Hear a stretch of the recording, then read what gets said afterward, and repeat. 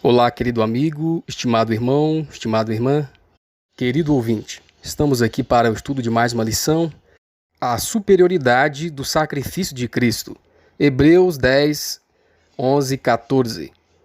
Mas este Jesus Cristo, havendo oferecido para sempre um único sacrifício pelos pecados, está assentado à destra de Deus, daqui em diante, esperando até que os seus inimigos sejam postos por escabelo de seus pés. Porque com uma só oblação aperfeiçoou para sempre os que são santificados. Atos dos Apóstolos, página 207 e 208. Paulo e seus cooperadores proclamaram a doutrina da justiça pela fé no sacrifício expiatório de Cristo. Eles apresentaram Cristo como aquele que, vendo a condição desamparada da humanidade caída, veio para redimir homens e mulheres por viver uma vida de obediência à lei de Deus e pagando o preço da desobediência. Considerando o sacrifício na cruz, muitos que nunca haviam conhecido o verdadeiro Deus começaram a compreender a grandeza do amor do Pai. O primeiro tópico nos fala sobre a ineficácia do sacrifício de animais. Cristo é o perfeito sacrifício. O sacrifício de animais era apenas uma figura. Hebreus 10, de 1 a 4, nos fala que é uma sombra dos bens futuros.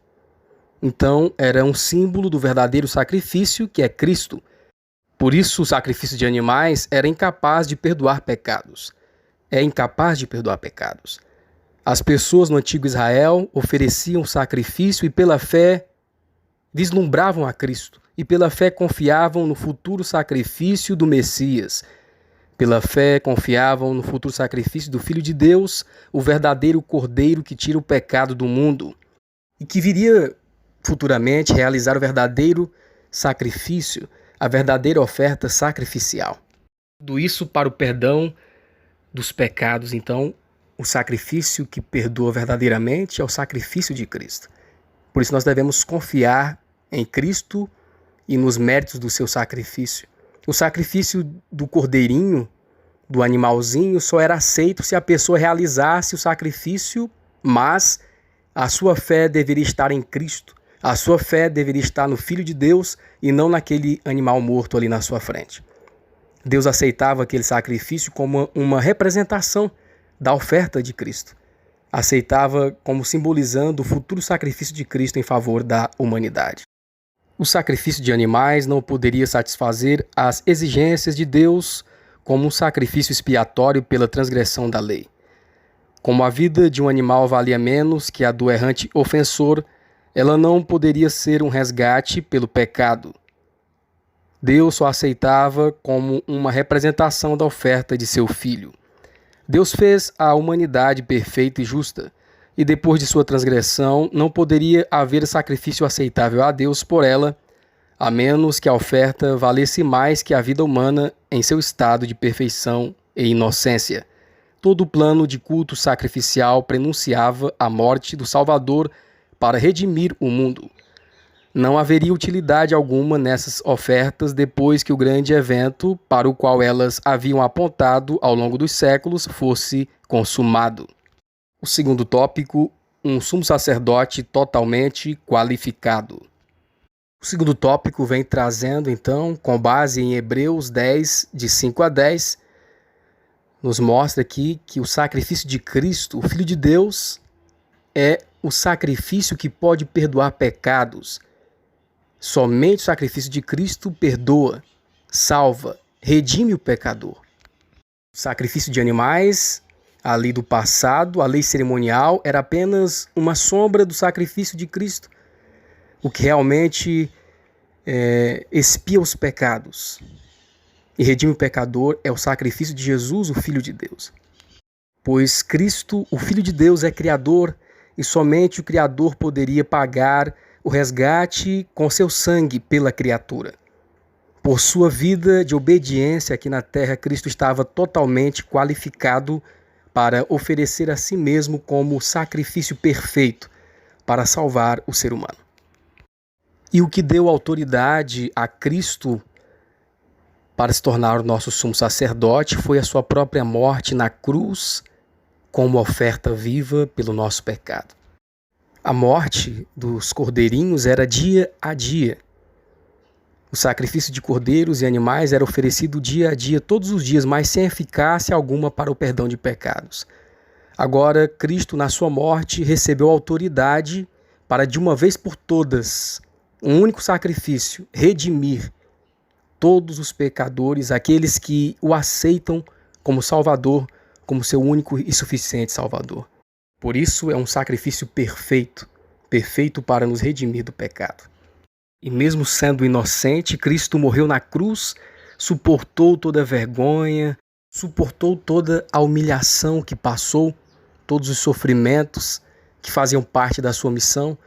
Cristo morreu por amor, então, por sua própria vontade, porque ele quis salvar o pecador. Mesmo sendo inocente, por amor, Cristo morreu para nos salvar. O terceiro tópico vem nos falando sobre livre acesso ao trono da graça. Com base em Hebreus 4,16, nos mostra que Cristo hoje é o nosso sumo sacerdote no céu, no santuário celestial. E precisamos nos chegar a Cristo, ao trono da graça, com confiança, para que possamos alcançar misericórdia. Hoje ali no santuário celestial, Cristo então apresenta os seus méritos ao Pai e intercede pelo pecador arrependido.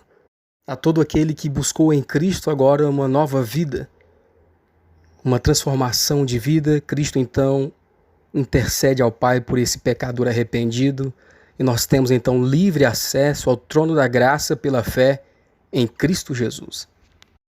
Que cada um de vocês examine o próprio coração, purifique o templo contaminado da alma e vigie em oração. Estejam decididos a buscar Jesus até o encontrarem.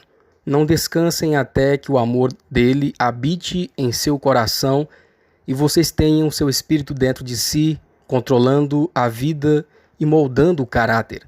Então creiam e com ousadia vocês podem se aproximar de seu trono, sabendo que ele ouvirá suas orações.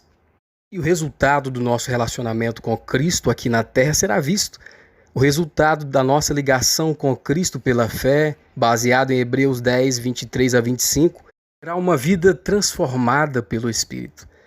Será uma vida de firmeza espiritual, uma vida de amor ao próximo, uma vida onde as boas obras serão o resultado da graça.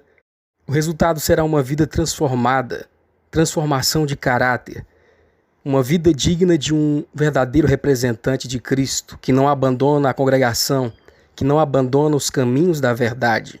O resultado final da nossa ligação com Cristo, do nosso relacionamento com Cristo, será a salvação eterna para todo aquele que nele crê.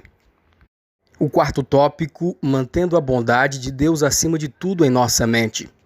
O quarto tópico vem nos falando, com base em Hebreus 2, verso 3, Hebreus 10, 26 a 31, que se não nos atentarmos para a tão grande salvação que Cristo oferece hoje a cada um de nós então não escaparemos do juízo de Deus. Cristo hoje, por sua graça, nos dá todo o privilégio de salvação. Mas se vivemos uma vida de pecado, não nos arrependemos, então nós estamos menosprezando o grande sacrifício de Cristo e a sua salvação, e não haverá mais sacrifício pelo pecado daquele que decidiu menosprezar, viver uma vida para o pecado e negando a Cristo. Não haverá mais misericórdia para aquele que rejeita a graça da salvação em Cristo Jesus. Irmãos, nós devemos ter sempre em mente e recordar os livramentos que Deus operou na nossa vida. Devemos nos lembrar dos livramentos que Deus fez na nossa vida. Tudo que Deus fez por nós para nos salvar, devemos estar sempre lembrando dos livramentos que Deus fez na nossa vida. E essa lembrança das coisas que Deus fez na nossa vida vai nos mostrar que Deus nos tratou com misericórdia. Deus tem nos tratado com sua graça, com seu cuidado. Por isso nós não devemos nos esquecer como Deus tem nos conduzido e nos conduziu no passado e tem nos livrado e nos livrou no passado. E pelo dom da salvação em Cristo Jesus, nós não podemos esquecer.